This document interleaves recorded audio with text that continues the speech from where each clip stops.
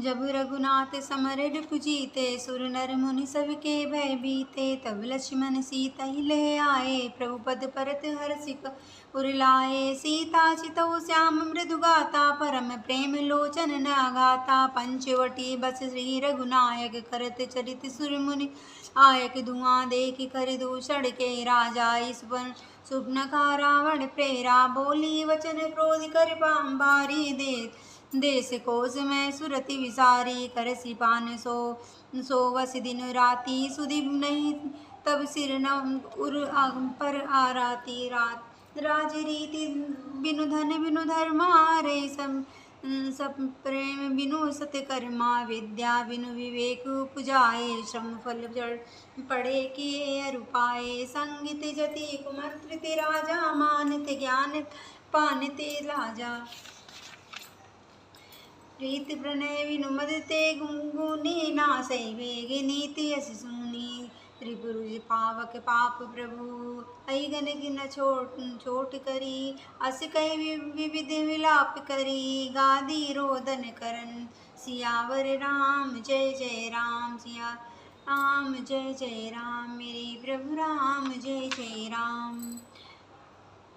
देवता हर्षित होकर फूल बरसाते हैं और आकाश में नगाड़े बज रहे हैं। फिर वे सब स्तुति करके अनेकों विमानों पर सुशोभित हुए चले गए। तब श्री रघुनाथ जी ने युद्ध में शत्रुओं को जीत लिया, तथा देवता मनुष्य और मुनि सबके भय नष्ट हो गए। तथा लक्ष्मण जी सीता जी को ले आए। चरणों में पड़ते हुए उनको प्रभु ने प्रसन्नतापूर्वक उठाकर हृदय से लगा लिया। सीता जी रामचंद्र जी के श्याम और कोमल शरीर को परम प्रेम के साथ देख रही हैं, नेत्र लगाते नहीं हैं। इस प्रकार पंचवटी में बसकर श्री रघुनाथ जी ने देवताओं और मुनियों को सुख देने वाले चरित्र करने लगे। खरदूषण का विध्वंस देखकर शूर्पणखा ने जाकर रावण को भड़काया। वह बड़ा क्रोध करके वचन बोली, तूने देश और खजाने की सुधि भी ही भुला दी है। शराब पी लेता है और दिन रात पड़ा सोता रहता है। तुझे खबर नहीं कि शत्रु तेरे सिर पर खड़ा है। नीति के बिना, राज और धर्म के बिना, धन प्राप्त करने से, भगवान को स्मरण किए बिना, उत्तम कर्म करने से और विवेक उत्पन्न किए बिना, विद्या पढ़ने से, परिश्रम में श्रम ही हाथ लगता है। विषयों के संग से सन्यासी, बुरी सलाह के राजा, मान से ज्ञान, मदिरापान से लज्जा, नम्रता के बिना नम्रता न होने से प्रीति और पद, अहंकार से गुणवान शीघ्र ही नष्ट हो जाते हैं। इस प्रकार नीति मैंने सुनी है। शत्रु रोग, अग्नि, पाप, स्वामी और सर्प को छोटा करके नहीं समझना चाहिए। ऐसा कहकर शूर्पणखा अनेक प्रकार से विलाप करके रोने लगी। सभा माज परि व्याकल बहु प्रकार कर रोई। तोहि दियत 10 कंधर, मोर की असी गति होई। सियावर राम जय जय राम, मेरे प्रभु राम जय जय राम। सुनत सभासद उठे अकुलाई, समझाई गही बाह उठाई। कह लंकेश कहस निज बाता, कही तब नासा कान निपाता। अवध नृपति दशरथ के जाए, गुरु सिंह बन खेलन आए। समझ परी मोहि उनके करनी, रहत निशाचर करी हैं धरनी। जिन कर भूल बज पाई दशानन, अभय गए विचरत मुनि। देखत बालक काल समाना, परम धीर धवि गुण नाना। अतुलित बल प्रताप दो भ्राता, खल बदरत सुर मुनि सुख। शोभा धाम राम अस नामा, तिनके संग नारी एक श्यामा। रूप रास विधि समारी, रति सतकोटि जासु बलिहारी। दासु अनुजटा काटे श्रुत नासा, सुन तब भागिन कर परिहासा। खर दूषण सुनि लगे पुकार, राछन महु सकट कटक मुन मारा। खर दूषण तिसरार एक धाता, सुनि 10 शीस करे सब गाता। शूर्पणखा समझाए कर, बल बोले से बहुभांति। गयो भवने अति सोच बस, नींद परै नहीं रात। सियावर राम जय जय राम, मेरे प्रभु राम जय जय राम। रावण की सभा के बीच वह व्याकुल होकर व्याकुल पड़ी हुई बहुत प्रकार से रो रो कर कह रही है कि अरे दशदेव, तेरे जीते जी मेरी ये क्या दशा हो, मेरी क्या ऐसी दशा होनी चाहिए। शूर्पणखा के वचन सुनते ही सभासद अकुला उठे। उन्होंने शूर्पणखा की बाँह पकड़कर उसे उठाकर समझाया और लंकापति रावण से कहा, अपनी बात तो बता। लंकापति रावण ने कहा, अपनी बात तो बता, किसने तेरे नाक कान काट लिए हैं। वह बोली, अयोध्या के राजा दशरथ के पुत्र, जो पुरुषों में सिंह के समान है, वन में शिकार कर खेलने आए हैं। उनकी करनी ऐसी समझ पड़ी है कि वे पृथ्वी को राक्षसों से रहित कर देंगे। जिनकी भुजाओं का बल पाकर हे दशानन, मुनि लोग वन में निर्भय होकर विचरने लगे हैं। वे देखने में तो बालक हैं, पर हैं काल के समान। वे परम धीर, श्रेष्ठ, धनुर्धर और अनेकों गुणों से युक्त हैं। दोनों भाइयों का बल और प्रताप अतुलनीय है। वे दुष्टों के वध करने में लगे हैं और देवता तथा मुनियों को सुख देने वाले हैं। वे शोभा के धाम हैं। राम ऐसा उनका नाम है। उनके साथ एक तरुणी सुंदरी स्त्री है। विधाता ने इस स्त्री को ऐसे रूप की राशि बनाया है कि 100 करोड़ रति कामदेव की स्त्रियां उस पर निछावर हो जाएं। उन्हीं के छोटे भाई ने मेरे नाक कान काट डाले हैं। मैं तेरी बहन हूँ, यह सुनकर वे मेरी हंसी करने लगे। मेरी पुकार सुनकर खरदूषण सहायता करने आए, पर उन्होंने क्षण भर में ही सारी सेना को मार डाला। खरदूषण और दृष्टा का वध सुनकर रावण के सारे अंग जल उठे। उसने शूर्पणखा को समझाकर बहुत प्रकार से अपने बल का बखान किया, किंतु मन में यह अत्यंत चिंतावश होकर अपने महल में गया। उसे रात भर नींद भी नहीं आई। सुर नर असुर नाग खल माही, मोरे अनचर कह को नाही। खरदूषण मोहि सम बलवंता, तिनहि कुमारै बिनु भगवंता। सुर रंजन वंजन मई बारा, सो अवगवंत लीने अवतारा। तो मैं जाय बैर हटि करऊँ, प्रभु सर प्राण तजे भव तरऊँ। कोई है जन्म न तामस देया, मन क्रम वचन मंत्र दृढ़ेया।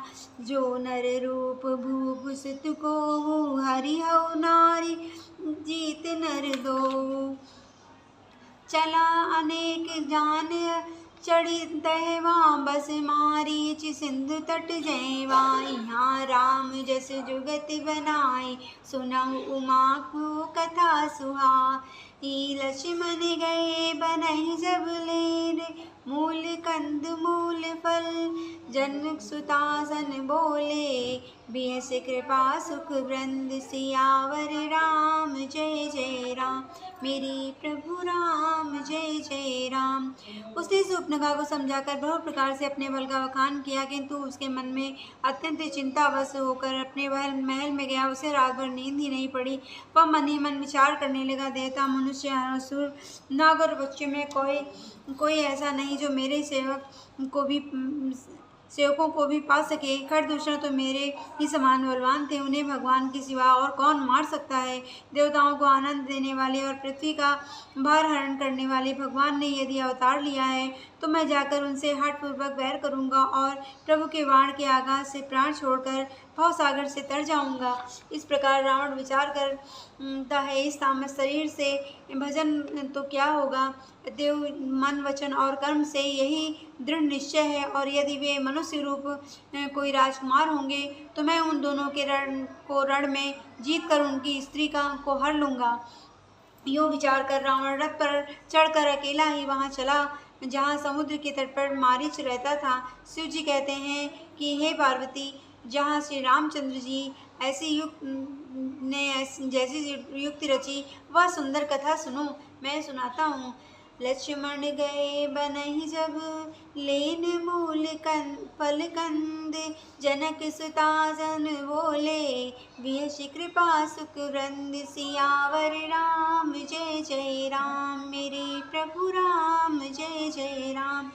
लक्ष्मण जी जब कंदमूल फल लेने के लिए वन में गए, तब अकेले में कृपा और सुख के समूह श्री रामचंद्र जी हंसकर जानकी से बोले, सुन प्रिय व्रत रुचिर सुरीला, मैं कछु करब ललित नर लीला। तुम पावक कहो महु करो निवासा, जो लगी करो निशाचर नासा। जब ही राम सब कहाँ बखानी, प्रभु पद धरिए अनल समानी। निज प्रतिबंब राखि के तह सीता, तैसे शील रूप सुविनीता। लक्ष्मणो या मरम न जाना, सोर कौर चरित रचा भगवान। 10 मुख गयो जहाँ मारीचा, नाई मात स्वारथ रत नीचा। नवन नीच के अति दुखदाई, जिमि अंकुश धनु रग विलाई। भयदायक खल के प्रिय बानी, जिमि अकाल के कुसुम भवानी। करी पूजा मारीच तब सादर पूछी बात, कवन हेतु मन व्यग्र यति, अक्सर आयो तात। सियावर राम जय जय राम, मेरे प्रभु राम जय जय राम। लक्ष्मण जी जब कंदमूल फल लेने के लिए वन में गए, तब अकेले में कृपा और सुख के समूह श्री रामचंद्र जी ने हंसकर जानकी जी से कहा। यूं विचार कर रावण रथ पर चढ़कर अकेला ही वहां चला जहां समुद्र के तट पर मारीच रहता था। शिव जी कहते हैं कि हे पार्वती, जहाँ श्री रामचंद्र जी ने ऐसी युक्ति रची, वह सुंदर कथा सुनो। तब लक्ष्मण जी जब कंदमूल फल लेने के लिए वन में गए, तब अकेले में कृपा और सुख के समूह श्री रामचंद्र जी हंसकर जानकी जी से बोले कि हे प्रिय, मैं सुंदर पतिव्रत धर्म का पालन करने वाली सुशीले, सुनो। मैं अब कुछ मनोहर मनुष्य लीला करूंगा, इसलिए जब तक मैं राक्षसों का नाश करूंगा, तब तक तुम अग्नि में निवास करो। श्री राम जी ने ज्यों ही सब समझाकर कहा, त्यों ही श्री सीता जी प्रभु के चरणों को हृदय से में धरकर अग्नि में समा गईं। सीता जी ने अपनी ही छाया मूर्ति वहां रख दी, जो उनके जैसे ही शील स्वभाव और रूप वाली वहां थी तथा वैसे ही विनम्र थी। भगवान ने जो कुछ लीला रची, इस रहस्य को लक्ष्मण जी ने भी नहीं जाना। स्वार्थपरायण और नीच रावण वहां गया जहां मारीच था, और उसको सिर नवाया। नीच का झुकना नम्रता भी अत्यंत दुखदायी होती है, जैसे अंकुश, धनुष, सांप और बिल्ली का झुकना। हे भवानी, दुष्ट की मीठी बाणी भी इसी प्रकार भय देने वाली होती है, जैसे बिना ऋतु के फल होते हैं। तब मारीच ने उसकी पूजा करके आदरपूर्वक बात पूछी, हे तात, आपका मन किस कारण इतना अधिक व्यग्र है और आप अकेले आए हैं? 10 मुख सकल कथा ते आगे, कही सहित अभिमान अभागे। हो कपट मृग तुम छलकारी, जय विदिर हरि आनो नृप नारी। तेहि पुनि कहा सुनो 10 सीसा, ते नर रूप चराचरीसा। तासो तात बैरु नहीं कीजे, मोरे मारि उजिया जीजे। मुनि मक राखन गयो कुमारा, बिनु परसर रघुपति मोहि मारा। सत्य जोनन आयो छन न माही, तिन कंसन वैरु किए भल नाही। भई मम की रंग की नाई, जय तय में देखो दो भाई। जो नर तात तदपि अति सूरा, तिनहि विरोधि नाहि पूरा। जय ताड़िका सुबाहुवती, खंड्यु घर को दंड। कर दूषण तिशिराव देव, धनुज की असि बर बंड। सियावर राम जय जय राम, मेरे प्रभु राम जय जय राम। तब मारीच ने भाग्यहीन रावण ने सारी कथा अभिमान सहित उसके सामने कही और फिर कहा कि तुम छल करने वाले कपट मृग बनो, जिस उपाय से मैं उस राजवधू को हर लाऊं। तब उसने मारीच ने कहा कि हे दसी, सुनिए, वे मनुष्य रूपी चराचर के ईश्वर हैं। हे तात, उनसे वैर ना कीजिए। उन्हीं के मारने से मरना और उनके जिलाने से जीना होता है। उसका जीवन मरण उन्हीं के अधीन है। सबका जीवन मरण उन्हीं के अधीन है। यही राजकुमार मुनि विश्वामित्र के यज्ञ की रक्षा के लिए गए थे।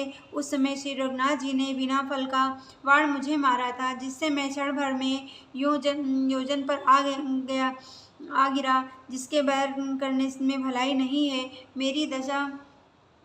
मेरी दशा तो मृगों के कीड़े की सी हो गई है। अब मैं जहाँ तहाँ श्री राम लक्ष्मण दोनों भाइयों को देखता हूँ, और हे तात, यदि वे मनुष्य हैं तो भी बड़े सूरवीर हैं। इनसे विरोध करने में पूरा न पड़ेगा, सफलता न मिलेगी। जिसने ताड़का और सवाओं को मारकर शिवजी का धनुष तोड़ दिया और खरदूषण और तिसरा का वध कर डाला, ऐसे प्रचंड बली भी कहीं मनुष्य हो सकते हैं। जाहु भवन कुल कुशल विचारी, सुनत जरा दिन बहु गारी। गुरुजी मि मोड़ करई मम बोधा, जो कहु जग मोहि समान कुश जोधा। तब मारी हृदय अनुमाना, न वही विरोधे नहीं कल्याण। शस्त्र मर्म प्रभु सठ धने, वेद वंदी कवि भानस गुनई। उभय भांति देखा निज मरना, तब ताके सिर रघुनाथ सरना। उतर देत मोय बधउ अभागे, कस न मरो रघुपति सर लागे। अस जिन जानि दसानन संगा, चला राम पद प्रेम अभंगा। मन अति हर्ष जनाव न तेहि, आजु देखहि परम सनेहि। निज परम प्रीतहि देख लोचन, सुफल कर सुख पाइयो। श्री सहित अनुज समेत, कृपा निकेत पद मन लाइयो। निर्वाण दायक क्रोध जाकर, भगत अब शशि बस करी। निज पानि सर संधान, सो मोहि विविध सुख सागर हरि। मम पाछे धर धावत, धरे सरासर बान। फिर प्रभु विलोकिन, धन्य नमो सम आन। सियावर राम जय जय राम, मेरे प्रभु राम जय जय राम। अतः अपने कुल की कुशल विचार कर आप घर लौट जाइए। यह सुनकर रावण जल उठा और उसने बहुत सी गालियाँ दी, दुर्वचन कहे। अरे मूर्ख, तू गुरु की तरह मुझे ज्ञान सिखाता है। बता तो संसार में मेरे समान योद्धा कौन है।